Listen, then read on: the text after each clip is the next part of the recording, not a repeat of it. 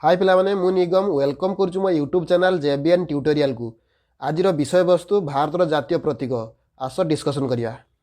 Question number 1 भारतर जातीय पशुर नाम कौन? ऑप्शन ए बाघ, ऑप्शन बी सिंह, ऑप्शन सी ओट, ऑप्शन डी घोड़ा।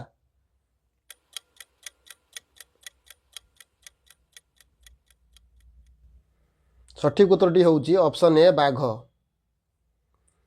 क्वेश्चन नंबर 2 भारतर जातीय फलर नाम कौन? ऑप्शन ए पणस, ऑप्शन बी आंब, ऑप्शन सी तरबुज, option D save.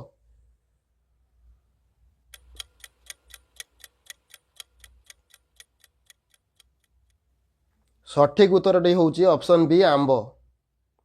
Question number 3 भारतर जातीय फूलर नाम कौन? ऑप्शन ए पद्म, ऑप्शन बी सूर्यमुखी, ऑप्शन सी कई, ऑप्शन डी मंदार।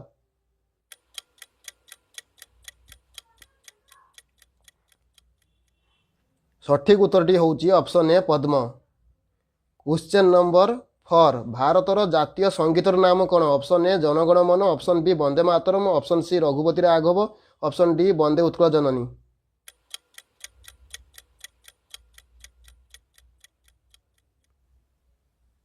सठिक उत्तरटी होउची ऑप्शन ए जनगण मन। क्वेश्चन नंबर 5 भारतर जातीय गीतर नाम कौन? Option A Jana Gana Mana, option B Vande Mataram, option C Raghupati Raghav, option D Vande Utkal Janani.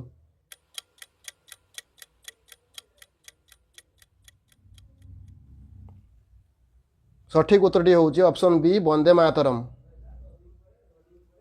Question number 6 भारतर जातीय पक्षीर नाम कौन? ऑप्शन ए ओटपक्षी, ऑप्शन बी मयूर, ऑप्शन सी कोइली, ऑप्शन डी घरचटिया।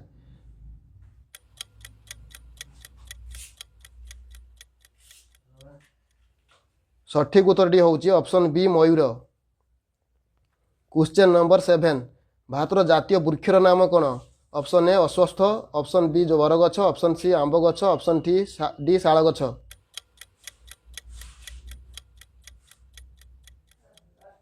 सठिक उत्तरटी होउची ऑप्शन बी बरगछ। क्वेश्चन नंबर 8 भारतर जातीय नदीर नाम कौन? Option A Brahmaputra, option B Jamuna, option C Ganga, option D Narmada.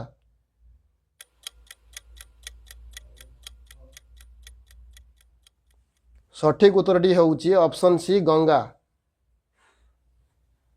Question number 9 भारतर जातीय खेलर नाम कौन? Option A cricket, option B kabaddi, option C hockey, option D football.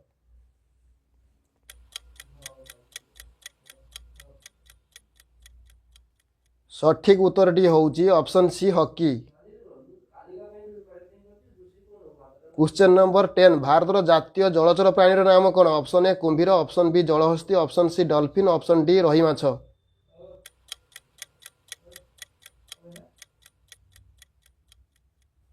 सठिक उत्तरटी होउची option C dolphin. Question number 11 भारतर जातीय सरीसृप प्राणीर नाम कौन? ऑप्शन ए कुंभीर, ऑप्शन बी अहिराज, ऑप्शन सी गधी, ऑप्शन डी कच्छप।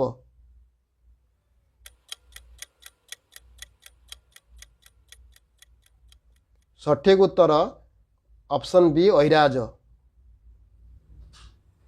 क्वेश्चन नंबर 12 आम जातीय पताकार नाम तिरंगा। क्वेश्चन नंबर 13 आम जातीय पिता नाम महात्मा गांधी।